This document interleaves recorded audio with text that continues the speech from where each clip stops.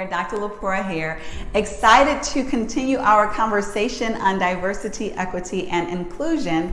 And this one is about, what does equity have to do with it anyways?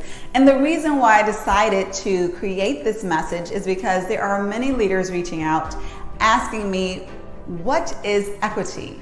And so I applaud them for asking the question. And the reason that is because a lot of people are throwing out buzzwords, diversity, equity, and inclusion. This is a great thing because of all these atrocious things that have been receiving higher levels of exposure in the news within the past year and more. And to me, it's very important to understand the difference of these concepts. Why is it important? Because it requires different tools, different steps in order to reach them as goals. And first and foremost, it requires an appreciation of these three elements individually, respectively, because they are different elements in order to make a difference.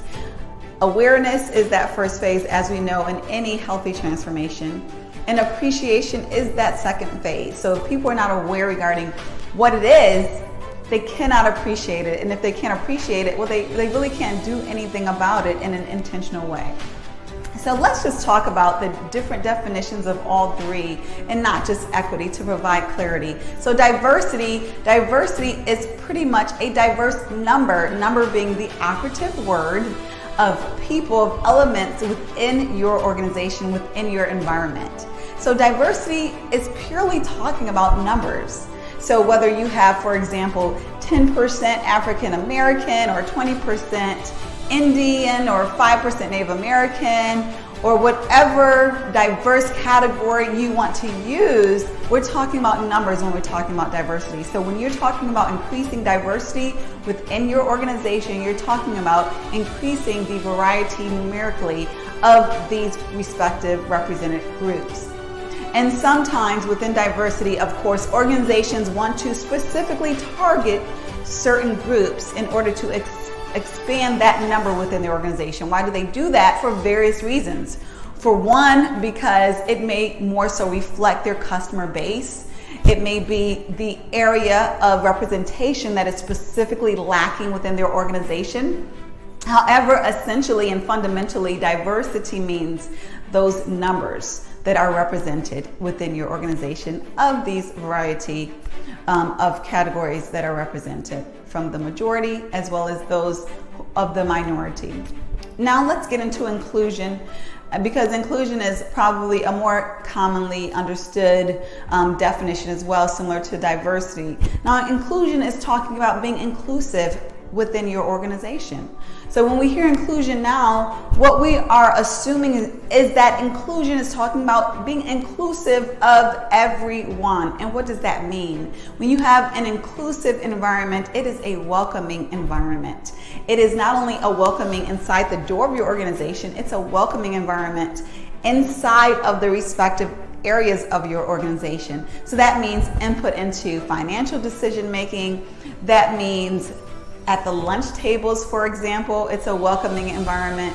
That is when there are project teams being developed that have a large impact on a rollout of your organization. It is inclusive of all the different people within your organization. It is inclusive of ideas. So for example, if there's a discussion of decisions that are going to be made and there's a staff meeting, an inclusive environment would be inclusive of the ideas that are within that room. It would be inviting of what these different ideas may represent.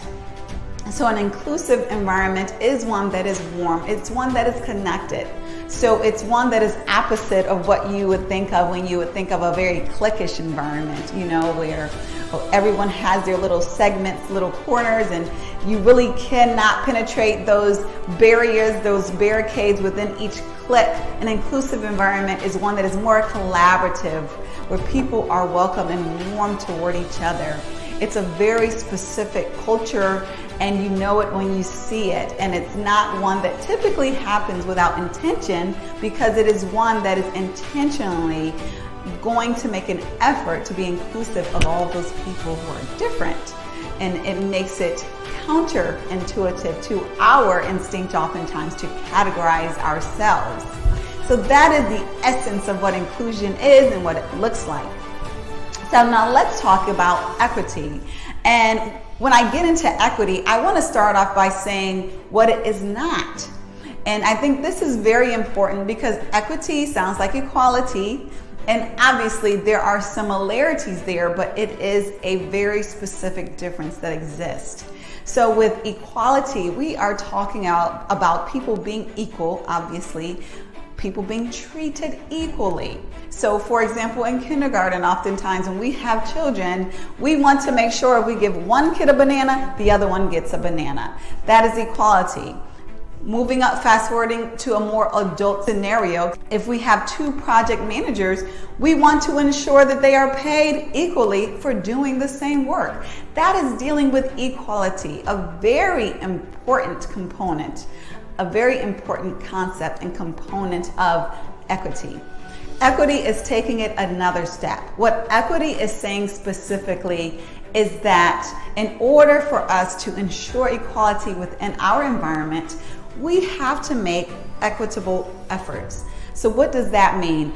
That means if we have an organization, and I'm just using this randomly, not that it's a common scenario at all, but if we have an organization that, say for example, on the leadership board, it's 97% European American or white or whatever word you want to use, and it's 3% other, well, what we would want to say with that regard is, how do we make a more equitable environment on that leadership board? Well, one might say, well, let's just simply be fair in our promotions, in our succession planning, and treat everyone equally, and then they will rise in a distributed way to the top. Well, those who are proponents of an equitable environment would say, they will never be able to be equal if you are not making equitable efforts. And so that basically means supporting these underrepresented groups, these diverse groups, some call it minority groups, in a very specific way, giving even extra attention and effort in order to help them become equal. So it's not equal treatment. It is equitable treatment. It's basically extra attention, extra effort for those targeted underrepresented groups in order to create, ultimately, hopefully, an equal scenario, an equal situation. Because those organizations and individuals of that thought realize that it is going to be very hard to systemically change a cycle of where 97% of the leadership or of the organizational body is of one category.